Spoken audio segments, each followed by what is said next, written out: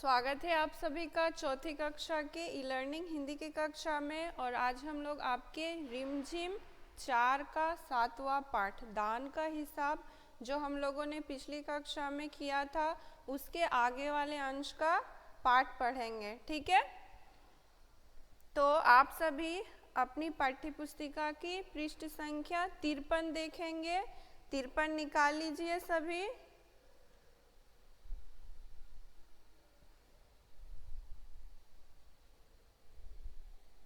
ठीक है, तो देखिए अंतिम वाली पंक्ति, राजा हंसते हुए बोला छोटे मुंह बड़ी बात। यानी हम लोगों ने पिछली कक्षा में जाना था कि एक देश रहता है जहां अकाल आ जाती है, जिसके कारण बहुत से लोग भूखे प्यासे मरने लगते हैं। तब वो सहायता के लिए राजा के पास जाते हैं। ठीक है, तो देखिए उसके बाद क्या होता है, राजा हंसते हुए बोला छोटे मुंह बड़ी बात। यानी राजा यहाँ व्यंग कर रहे हैं। क्या कह रहे हैं? अपने सामर्थ्य से ज़्यादा अधिक बड़ी बात। मतलब छोटे मुंह बड़ी बात का अर्थ क्या होता है? अपने सामर्थ्य मतलब जितना हो सके उससे बड़ी बात कहना, मतलब जितना हो सके उससे ज़्यादा बोलना। अगर 100-200 रुपए होते तो एक बार सोच भी सकता था। राजा ने लोगों से क्या कहा? अगर 1 या 200 रुपए होते तो मैं सोच सकता था, परंतु तुम लोग इतना ज़्यादा मुझसे मांग रहे हो, मतलब जितना चाहिए उससे ज़्यादा। ठीक है, फिर उसके बाद देखिए, पहरेदारों की खुराक 2-4 दिन कम कर देता और यह रकम पूरी भी हो जाती। फिर वो कहते हैं पहरेदार कौन होते हैं? यानी चौकीदार। और खुराक क्या होता है? भोजन की एक समय की नियत मात्रा। यानी वो क्या कह रहे हैं, जो हमारे राजमहल में जो पहरेदार है उनकी खुराक यानी उनको जो भोजन के लिए दिया जाता है वह कम कर सकता था और उनकी रकम, और यह रकम पूरी भी हो जाती। और जो ये संपत्ति है वह पूरी हो जाती, जो आप लोग मांग रहे हैं वो पूरी हो जाती। परंतु मगर 200 या 200 से इन लोगों का पेट नहीं भरेगा। एकदम 10,000 मांग बैठे। तो वो लोगों से कहते हैं, राजा लोगों से कहते हैं कि अगर तुम लोग 100 या 200 मांगते तो मैं आपकी सहायता कर सकता था, परंतु आप लोग तो इतने ज़्यादा रकम मांग रहे हो कि मैं इसे पूरा नहीं कर सकता। एकदम से आप लोग क्या मांग रहे हो? 10,000 रुपए। छोटे लोगों के कारण नाक में दम हो गया। फिर उन लोगों से वे कहते हैं, उन बेसहाय मतलब जो भूख से मर रहे हैं, तरस रहे हैं, उनसे राजा कहते हैं कि तुम लोगों ने तो मेरी नाक में दम, मतलब यह एक मुहावरा है, यानी नाक में दम करना यानी खूब परेशान करना है। तो उसे राजा को लग रहा है कि लोग उन्हें बहुत परेशान कर रहे हैं। तो आप सभी को यहाँ तक पता चला कि कहानी में क्या था? समझ में आया सभी को?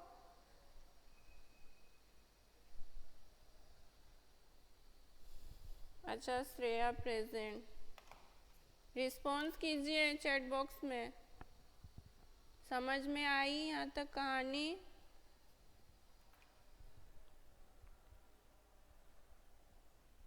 ठीक है, तो बच्चों यहाँ से क्या पता चल रहा है कि राजा कितना कंजूस था, है ना? इन बातों से हमें पता चल रहा है कि राजा कितना कंजूस था। हाँ विनव, आपका हो गया प्रेजेंट यहाँ। ठीक है, अब आइए पृष्ठ संख्या 54। तो हम लोग जल्दी जल्दी पढ़ते हैं। यह सुनकर वहाँ उपस्थित लोग हा हूँ कर रह गए। मतलब यह सब सुनकर जो आए थे लोग मांगने के लिए राजा से, वो सब क्या हाँ हूँ मतलब हाँ हाँ हाँ करते रह गए, मतलब राजा की बातों से सहमत हो गए। मगर मन ही मन उन्होंने भी सोचा, लेकिन लोगों ने क्या सोचा? राजा ने यह ठीक नहीं किया। ज़रूरतमंदों की सहायता करना तो राजा का कर्तव्य है। फिर उन लोगों ने सोचा कि जिनको ज़रूरत है उनकी सहायता करना तो राजा का कर्तव्य बनता है। 2 दिन बाद न जाने कहाँ से एक बूढ़ा सन्यासी राजसभा में आया। फिर क्या हुआ, 2 दिन के बाद राजा के राजसभा में कौन आया, एक बूढ़ा सन्यासी आया। जो सन्यासी क्या होता है, जो त्यागी व्यक्ति, मतलब सब कुछ त्याग कर, घर बार सब कुछ त्याग कर, इधर उधर भटक कर लोगों से मांग कर खाते हैं, उसे ही सन्यासी कहा जाता है। ठीक है, तो वो आए, उसने राजा को आशीर्वाद दिया और कहा, दाता कर्ण महाराज। कर्ण कौन थे, कौन थे, कर्ण थे जो दान करते थे। तो यहाँ उनके कहने का मतलब है कि आप क्या हो, दानशील हो, दानशील हो महाराज कर्ण जैसे। ठीक है, तो कर्ण किसके पुत्र थे, सूर्य के पुत्र थे। अब उसके बाद आइए, बड़ी दूर से आपकी प्रसिद्धि सुनकर आया हूँ। यानी सन्यासी ने राजा से कहा कि आप इतने प्रसिद्ध हो, इतने आपको ख्याति प्राप्त हुए, आप इतने मशहूर हो, इसी कारण मैं आपके पास आया हूँ, सन्यासी की इच्छा भी पूरी कर दे। और वो कहता है, सन्यासी कहते हैं कि आप मेरी जो इच्छा है वो पूरी कर दे। अपनी प्रशंसा सुनकर राजा बोला, मतलब राजा अपनी प्रशंसा तारीफ सुनकर क्या बोला, ज़रा पता तो चले तुम्हें क्या चाहिए, यदि थोड़ा कम मांगो तो शायद मिल जाए। तो फिर वो राजा सन्यासी से कहते हैं कि बताओ तुम्हें क्या चाहिए, अगर तुम कम मांगोगे तो मैं तुम्हें कुछ दे पाऊंगा। ठीक है,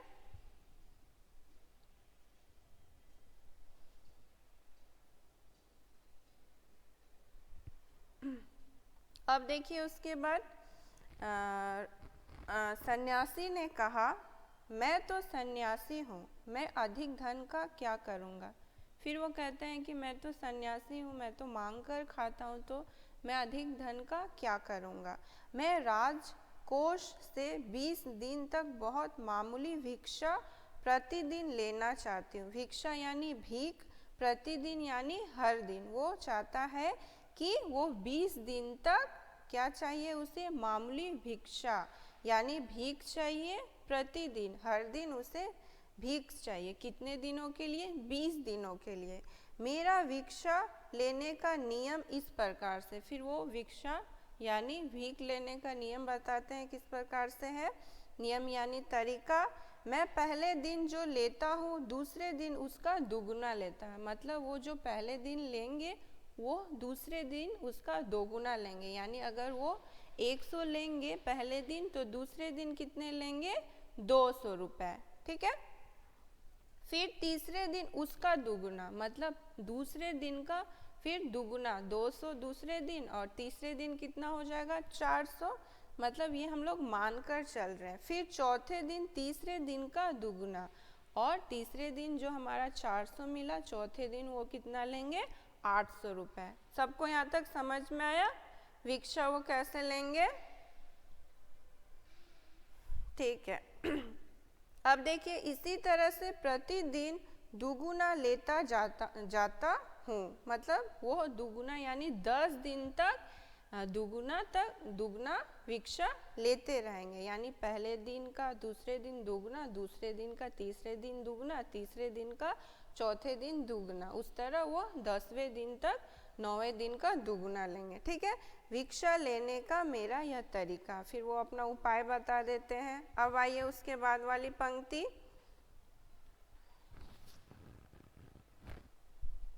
राजा बोला, तरीका तो समझ गया, मगर पहले दिन कितना लेंगे यही असली बात है।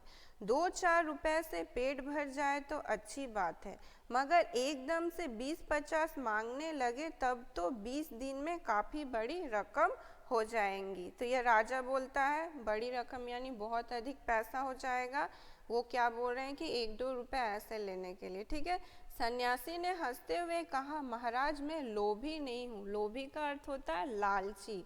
आज मुझे 1 रुपया दीजिए, फिर 20 दिन तक दुगने करके रहने का हुक्म दे दीजिए। ठीक है, आज वो क्या बोल रहा है कि 1 रुपये दीजिए और मुझे 20 दिन, यानी वो 20 दिन तक भिक्षा लेंगे, 20 दिन तक दुगने करके देते रहें।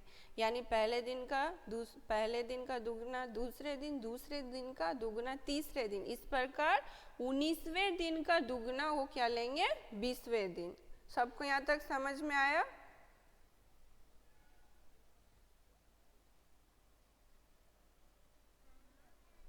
और हुक्म का क्या होगा अर्थ? आदेश। चलिए आप सबको समझ में आ गया। उसके बाद वाली पंक्ति देखते हैं। यह सुनकर राजा, मंत्री और दरबारी सभी की जान में जान आई। मतलब वो 1 रुपया बोले तो सबने राहत की सांस ली। राजा ने हुक्म दे दिया कि सन्यासी के कहे अनुसार 20 दिन तक राजकोष से उन्हें भिक्षा दी जाती रहे। मतलब जो उन्होंने कहा, जो उन्होंने उपाय बताया, तरीका बताया, उस हिसाब से राजा उन्हें 20 दिन तक भिक्षा देंगे, यानी 19वें दिन का वो 2 गुना देंगे। ठीक है। सन्यासी राजा की जय जयकार करते हुए घर लौट गए। फिर जय जयकार किए, फिर वहाँ से चले गए। राजा के आदेश के अनुसार, यानी हुक्म के अनुसार, राजभंडारी प्रतिदिन हिसाब करके सन्यासी को भिक्षा देने लगे। राजभंडारी कौन है? जो हिसाब किताब करते हैं, मतलब जो राजसभा में हिसाब किताब करते हैं पैसे का, उसे ही राजभंडारी कहते हैं। ठीक है, तो उन्होंने भिक्षा देना शुरू कर दिया। इस तरह 2 दिन बीते, 10 दिन बीते, 2 सप्ताह तक भिक्षा देने के बाद भंडारी ने 2 सप्ताह यानी 14 दिन तक भिक्षा दिए। हिसाब करके देखा कि दान में काफ़ी धन निकला जा रहा है। यह देखकर उन्हें उलझन महसूस होने लगी। ठीक है, तो फिर जो भिक्षा देने वाले थे, जो हिसाब किताब करते थे राजसभा में, उन्होंने जब भिक्षा दिया 14 दिन तक, तो वो बहुत परेशान हो गए। क्यों परेशान हो गए? महाराज तो कभी किसी को इतना दान नहीं देते थे। उसने यह बात मंत्री को बताई। ठीक है, यह बात उन्होंने मंत्री को बताई जो राज्यसभा में रहते हैं। मंत्री ने कुछ सोचते हुए कहा, वाकई यह बात तो पहले ध्यान में ही नहीं आई थी, मगर अब कोई उपाय भी नहीं, महाराज का हुक्म बदला नहीं जा सकता। ठीक है, वाकई मतलब सच में मंत्री ने कहा यह तो बहुत बड़ा रकम हो गया, परंतु जो हम लोगों को राजा ने आदेश दिया है, उनका तो बात सुनना पड़ेगा हमें। ठीक है, मानना पड़ेगा, उन्हें हम बदल नहीं सकते। इसके बाद फिर कुछ दिन बीते। भंडारी फिर हड़बड़ाता हुआ मंत्री के पास पूरा हिसाब लेकर गया। फिर एक दिन क्या हुआ, वो हड़बड़ा गया, यानी परेशान होकर उतावलेपन से राजा के पास गया। मंत्री के पास पूरा हिसाब लेकर गया। मंत्री के पास गया भंडारी। ठीक है, हिसाब देखकर मंत्री का चेहरा फीका पड़ गया। जैसे ही मंत्री ने हिसाब देखा तो उनका चेहरा कैसा हो गया? फीका पड़ गया, यानी बहुत घबरा गया। वो अपना पसीना पोंछकर, सिर खुजलाकर, दाढ़ी में हाथ फेरते हुए बोला, यह क्या कर रहे हो? अभी से इतना धन चला गया तो फिर 20 दिनों के अंत में कितने रुपए होंगे? वो पूरे डर गए और बोले कि अभी इतना धन चला गया तो 20 दिन यानी 14 दिन में इतने धन चले गए तो 20 दिन में क्या होगा? ठीक है, भंडारी बोला, जी पूरा हिसाब तो नहीं किया है। मतलब अभी भी 20 दिनों का हिसाब नहीं किया भंडारी ने। फिर मंत्री ने कहा, तो तुरंत बैठकर अभी पूरा हिसाब करो। फिर मंत्री ने बोला कि ठीक है, अभी तुम बैठो भंडारी जी और पूरा हिसाब निकालो कि 20 दिनों का हिसाब कितना होता है। ठीक है, अब आइए पृष्ठ संख्या 56। पृष्ठ संख्या 56 में आइए। भंडारी हिसाब करने बैठ गया। मंत्री महाशय अपने माथे पर बर्फ की पट्टी लगाकर तेजी से पंखा झलवाने लगे। तो भंडारी ने जैसे ही पूरा हिसाब निकाला तो मंत्री का क्या हो गया? माथे पर बर्फ की पट्टी लगाकर तेजी से पंखा लगाने लगा। मतलब उसको क्या हो गया? हिसाब सुनकर बुखार आ गया, इसलिए वो क्या करने लगे? माथे पर बर्फ की पट्टी लगा ली। ठीक है, कुछ ही देर में भंडारी ने पूरा हिसाब कर लिया। मंत्री ने पूछा कुल मिलाकर कितना हुआ, तो भंडारी ने हाथ जोड़कर कहा जी 10,48,575 रुपये। तो सारा 20 दिन का हिसाब कितना निकला, कोई बताएगा? 10,48,575 रुपये, ये 20 दिन का हिसाब है। लेकिन पहला दिन उन्होंने 1 रुपये कहा था, 1 रुपये का दूसरे दिन का डबल, मतलब दूसरे दिन उसका दोगुना, दूसरे दिन का दोगुना तीसरे दिन, तीसरे दिन का दोगुना चौथे दिन, इस प्रकार 19वें दिन का दोगुना कितना हो गया, 20वें दिन का दोगुना, 19वें दिन का दोगुना 20वें दिन मिलने वाला था, तो उसका हिसाब कितना हुआ 10,48,575 रुपये। ठीक है। मंत्री गुस्से में बोला मजाक कर रहे हो, यदि सन्यासी को इतने रुपए दे दिए तब तो राजकोष खाली हो जाएगा। भंडारी ने कहा मजाक क्यों करूंगा, आप ही हिसाब देख लीजिए। यह कहकर उसने हिसाब का कागज मंत्री जी को दे दिया। देखिए दूसरी ओर पृष्ठ संख्या 57 में दान का हिसाब किया गया है। ठीक है, पहले दिन 1 रुपये है और 20वें दिन का दोगुना यहाँ दिया गया, सब मिलाकर कितना हुआ 10,48,575 रुपये। ठीक है, पृष्ठ संख्या 57 में दान का हिसाब किया गया है, मतलब सन्यासी को कितना दान मिलने वाला है। ठीक है, यह कहकर उन्होंने कागज मंत्री को दे दिया। हिसाब देकर मंत्री जी को चक्कर आ गया, यानी मंत्री बेहोश हो गए। सभी उन्हें संभालकर बड़ी मुश्किलों से राजा के पास ले गए। देखिए दूसरी ओर चित्र में दिया गया मंत्री बेहोश हो गया है हिसाब सुनकर।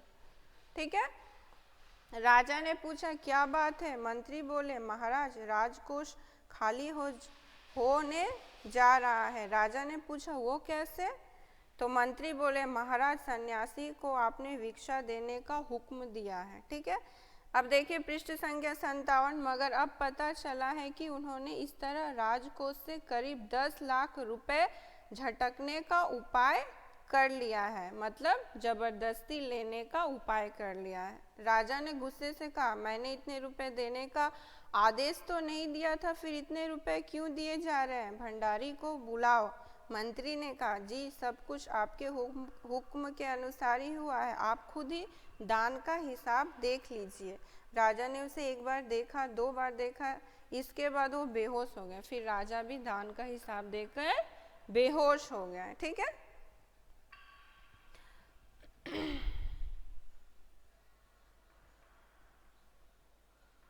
अब देखिए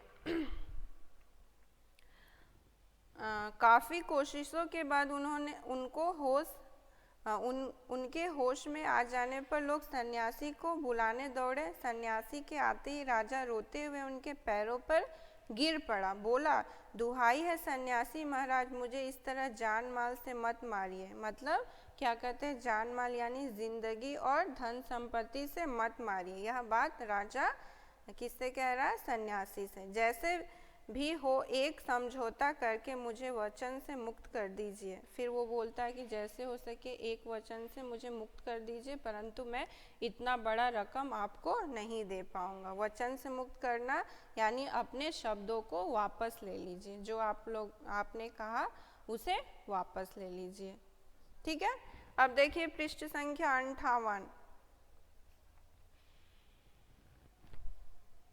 अगर आपको 20 दिन तक भिक्षा दी गई तो राजकोष खाली हो जाएगा, फिर राजकाज कैसे चलेगा। तो वो राजा कहता है कि अगर आप 20 दिनों का इतना बड़ा भिक्षा लेंगे तो जो राजकाज हमारा है यानी राज्य का कार्य वो बंद हो जाएगा। सन्यासी ने गंभीर होकर कहा इस राज्य में लोग अकाल से मर रहे हैं, मुझे उनके लिए केवल 50,000 रुपये चाहिए। वह रुपया मिलते ही मैं समझूंगा मुझे पूरी भिक्षा मिल गई। ठीक है, फिर सन्यासी ने राजा से कहा कि ठीक है, यहाँ पर इस राज्य में तो सारे लोग भूखमरी से मर रहे हैं, उनके लिए मुझे 50 5000 रुपये चाहिए तो मैं समझूंगा कि मुझे सारी भिक्षा यानी सारी भीख मिल गई। तो बच्चों सबको समझ में आया यहाँ तक? समझ में आ रहा है तो सभी को? किस तरह राजा के साथ सन्यासी ने एक उपाय सोचा और जहाँ वहाँ के लोगों की मदद की, है ना? अच्छा सा उपाय सोचा।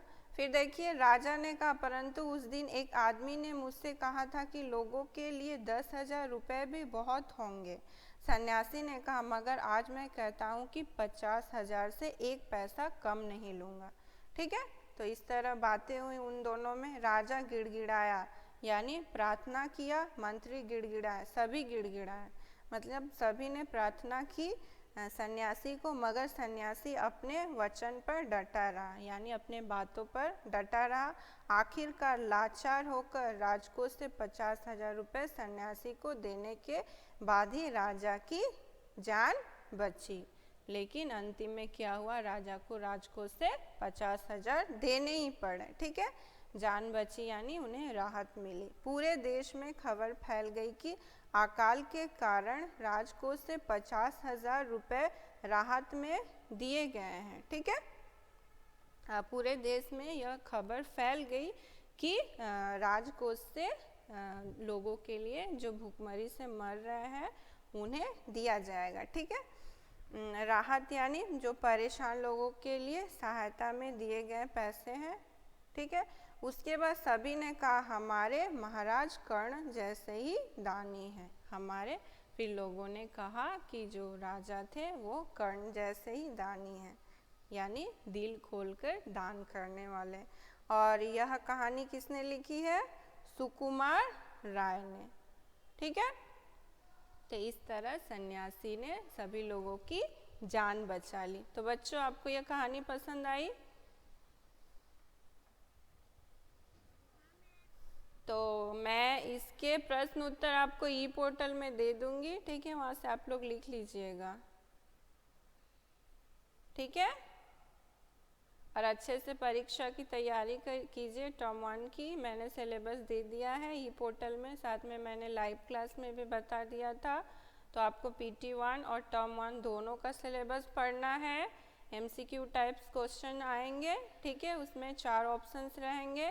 इस प्रकार से आपको तैयारी करनी है। जो सही ऑप्शन है उसमें टिक लगाना है। ठीक है, समझ में आया सभी को? तो कक्षा आज मैं यहीं समाप्त करती हूँ, फिर मिलेंगे अगली कक्षा में।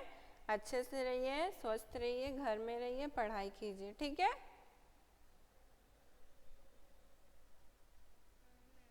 ठीक है, आज के लिए यहीं तक। धन्यवाद। Bye bye.